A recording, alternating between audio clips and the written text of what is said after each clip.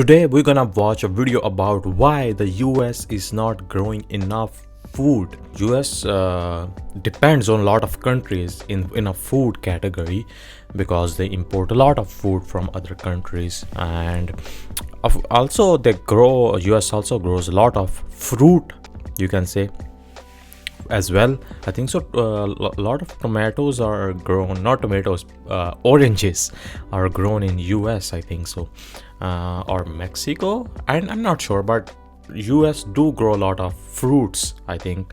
But yeah, we're gonna talk about food, not exactly fruit. That why US is not growing enough food. Okay, and this is a video by cnbc. What fruit do we need to grow that you would like? What fruit could we grow that we don't already grow? Yeah, I think you have everything. She likes mangoes, but we can't grow those. I like Avocados, mangoes. can't grow them either. As Americans, we're used to having year-round access to just about anything, from tomatoes and strawberries to avocados. But not everything can grow here, and that comes at a cost. We're next to one of the biggest cities in the world, and that's where the crops should be grown. You know, they shouldn't be coming from the other side of the states or from over the ocean in a container that's sitting around and stuff. It should be, direct to the market. The number of farms Fresh. and what they produce for human consumption have been on a steady decline over the past few decades in the US. Wow. Instead, what's being grown is corn and soybeans, used for livestock feed and ethanol, or as cheap sugars, starches, and oils in highly processed foods. Of course, In the sugar and US we love. have nearly 1 billion acres of farmland. We have a population of just 330 million people. Yet we're not feeding ourselves. We are wrongly focused on growing and exporting these low-value crops that are not feeding us. And then we're counting on other countries to Yeah, that's supply what I was us with saying. the high-value, healthy food crops that we rely on. These staple commodities, what soybeans and corn are called, have a special status, which grants them more federal aid.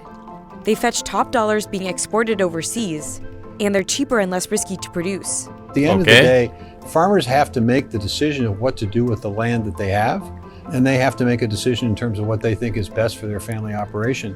So why isn't the US prioritizing more of what its population needs to eat? And what can it do to change that? Let's see.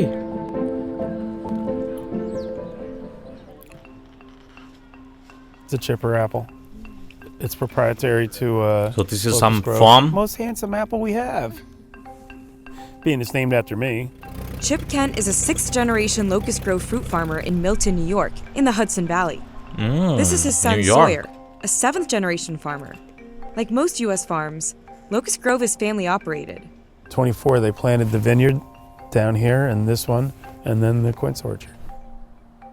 The more than 200-year-old farm grows an average of 800,000 pounds of mainly apples per year. Wow. Though Locust Grove did not share their annual income, New York State farms bring in an average of $80,000 per year after all expenses are accounted for, something called net farm income. The farm also operates Not a bad. brewery and a U-pick orchard in the fall. Locust has slowly expanded from 60 acres to 100 by acquiring other, smaller farms in the area. Farms of Locust Grove's size only represent 28% of total U.S. farms. The largest 2% control 42% of all acres.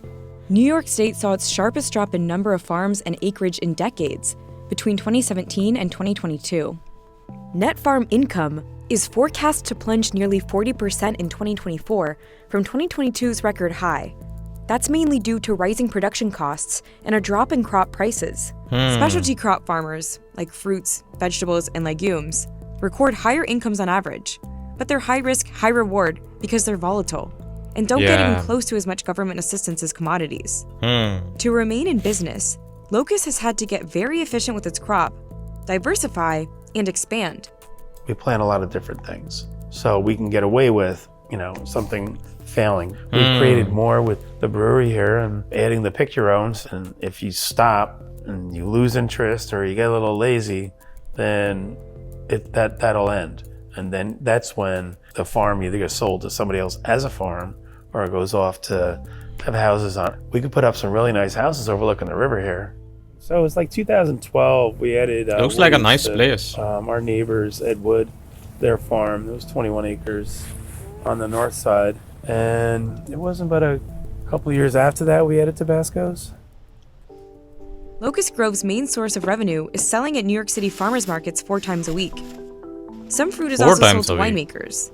Everything else is used by the brewery. Biggest stone fruit crop we've ever had. Yeah. Just We had none the year before. Plum, and then- we had no plums the year before. We had a lot of peaches and a lot of cherries. Operational expenses are continuously rising. Some affect specialty crops more than others. Fruit and vegetables are delicate, highly perishable, and labor-intensive. Farm labor costs are expected to increase 6.9% in 2024.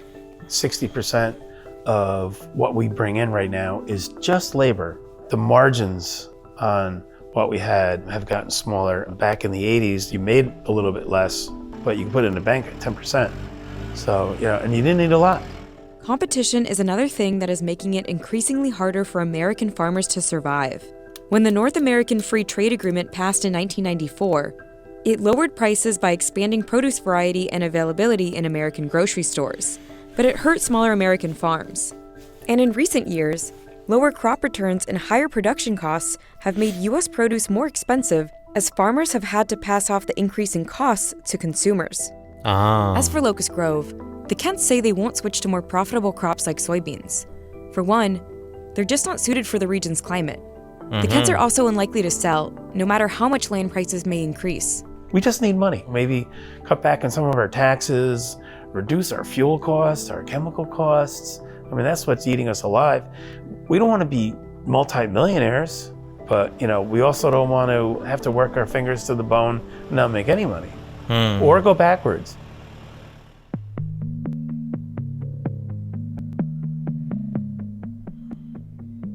One of the most complex yet influential pieces of U.S. legislation is the Farm Bill. It's been passed about every 5 years since 1933 and impacts everything from what we eat to how farmers make a living. A big part of it funds programs like SNAP, which help low-income Americans buy food. The last one passed in 2018 for $428 billion. More than $30 billion went to large farms growing commodities in the form of payments called subsidies. They help farmers deal with lower harvests, price swings, and natural disasters.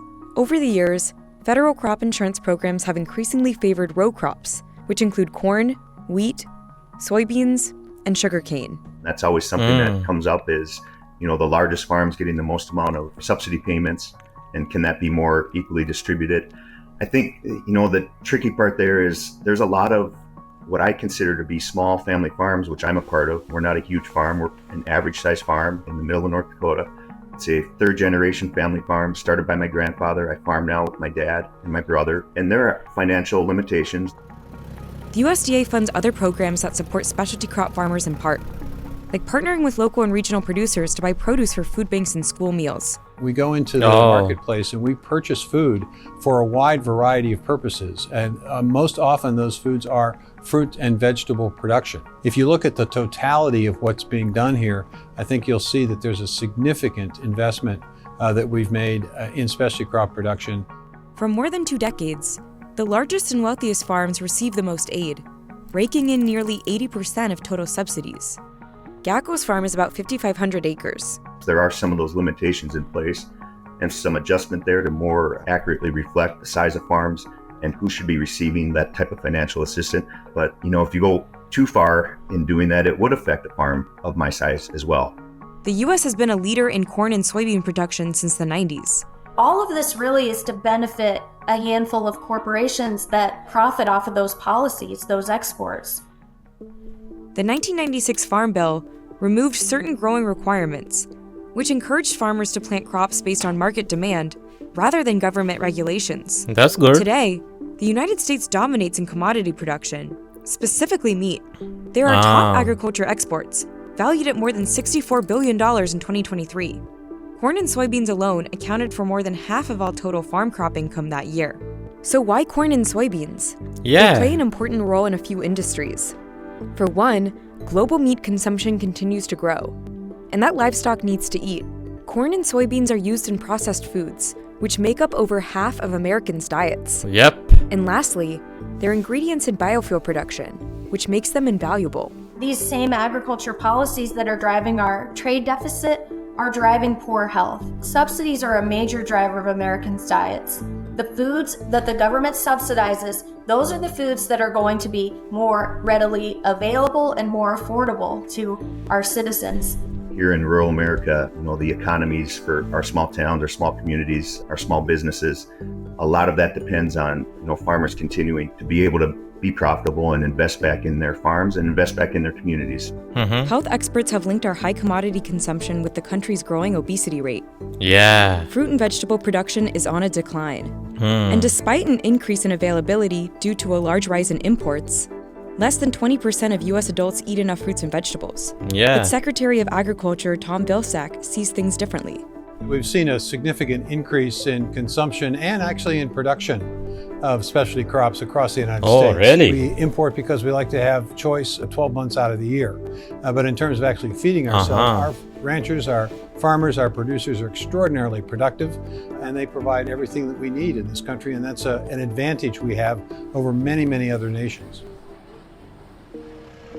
The 2018 Farm Bill expired in September 2024. Congress has been unable to pass a new bill, putting funding for some programs in jeopardy and hurting farmers faced with increased competition and rising fuel and fertilizer costs. Agriculture is in serious condition. Input costs have risen dramatically, while the price they receive for what they grow has diminished. The issue here is the Farm Bill. A big sticking point are reference Why prices. they are not passing it? Those are the minimum prices set by Congress for commodities like corn, soybeans, and wheat. Payments are triggered when prices fall below the set number. It's easier for Congress to give more money to defense than it is the Department of Agriculture. Disagreements over these subsidies and who gets them continue to anger activists and farmers alike, especially those who grow specialty crops. The requirements can be tough to meet and hard to prove. The Kents, for example, have only ever received $500. We have to put our neck on the line, and then we have to prove we have a loss, and the premium's outrageous. They do help offset some costs, but they don't come close to paying, a serious bill. We could use a little help. Who's going to grow our food? You really want to buy it all from overseas? On the other hand, pulling subsidy funding for commodities could be devastating for those producers. The American Soybean Association recommends seeking funding elsewhere. If lawmakers don't pass a new farm bill before January 2025, a whole new set of lawmakers will have to debate it. I don't think people are excited about the possibility of starting all over again. The new administration is going to have to get its sea legs, if you will, and that's going to take time. So you're looking at an extension of the existing bill. And they could make big changes. Commodity prices could also remain low for the next few years. Not having one in place right now hasn't ended those programs, but it does create uncertainty moving forward into 2025 and beyond. Farmers already are making plans for 2025, have already made purchasing decisions on inputs. The margins are really tight. What's My father next? always said, here you have a whole lot of promises out there. Every single bloom is a promise. We promise that we're going to have fruit, but you never know, because promises are broken. Advocates are pushing for a more equal distribution of federal resources and additional support to other crops. Many point to Mexico, which is the largest fruit and vegetable exporter to the U.S. The country subsidizes much of its agriculture costs and barriers to entry. Its agriculture imports to the U.S. nearly quadrupled between the years 2000 and 2023. It goes to show you that if the government supports it, farmers are going to grow it. Because our farmers, they know how to grow and raise enough food to feed us. But these backwards policies are standing in the way. And farmers are moving into that direction because that's where the support is. Mexico's major advantages are cheap labor and land availability. The U.S. has neither, but the government could mandate that some commodity acreage should be allocated for fruit and vegetable production. First of all, there's definitely room for both. Large-scale production of fruits and vegetables in the Corn Belt is probably not an option for most farmers. It just doesn't fit the climate. It's not something that we can do. We can do it at a small scale. The short growing seasons, the weather, the challenges of winter. Globally, most countries that subsidize crops do so in the form of input support, like providing fertilizer, followed by lump sum payments. The U.S. could follow that example, but U.S. farms have vastly different needs. I think the difficulty there is nobody farms exactly the same, and we're not all growing the same crops, and we're dealing with different weather patterns and climate. Yeah. USDA announced an additional $72.9 million in grant funding for specialty crops in 2023 to help make these crops competitive in new markets. Okay. And said more assistance could show up in the next farm bill. If you look at the totality of what's being done here, I think you'll see that there's a significant investment that we've made in specialty crop production. Other solutions include boosting demand for fresh fruits and vegetables in the U.S. and finding new markets for commodities overseas. Trade is super important. Decreased demand leads to farmers maybe needing more of those financial resources in a farm bill or somewhere else. So we want to be profitable with the market. Farmers are efficient, and there's hope on the horizon. Vegetable production was up 8% in 2023 compared to 2022, while fruit production was up 1.3%. Oh. With less risks and more incentives, producers might grow more specialty crops. Once you've acquired and you've created a nice business, it should go multi-generations. It shouldn't have to stop because costs got so high we had to sell it. If you're a crappy farmer, well, that's a whole nother story. We're up for the challenge to see if we can make it last.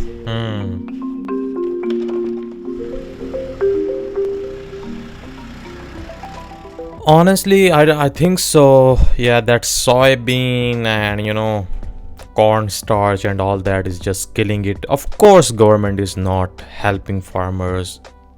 I don't know why always farmers have to struggle in every country, wherever they are, man. For real, wherever they are struggling. Always like not getting enough profit, and these bills are coming in their way for making a profit, and yeah, government is not helping them enough as they should. They should help them a lot. Farmers are the main source of food, man, and there are, like, as they showed that farmers are ready to grow, but they need some backup, or they need someone, they need little bit boost, or they need some help from government as well about all these prices. People are not eating that much food, especially fruits and vegetables in US, which is kind of obvious, but that's why it's also the thing is that's why farmers are not making enough money, and people don't have that good healthy diet, and yeah, people are not eating that much, and all the farmers are growing different types of fruits and vegetables, and they are not passing the bill, and I hope they do, and I don't know what that will do, but I'm sure it will help the farmers, and which should be passed before January 2025, which is coming very, very soon.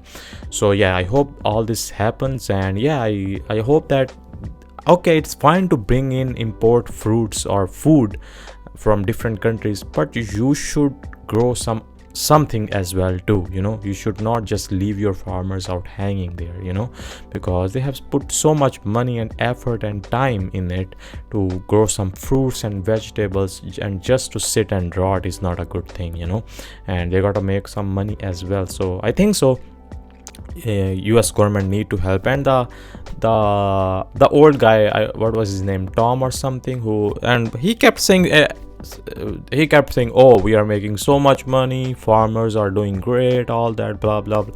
How the government is, like every time when the people say this is wrong, they are like, no, in the news, oh, we are making a lot of stuff, we are growing so much, we are crazy, we are booming, all that. But yeah, he was capping, not gonna lie. But yeah, overall US do need to grow their own food, and yeah, government need to help them out. And yeah, I'll see you guys in the next one.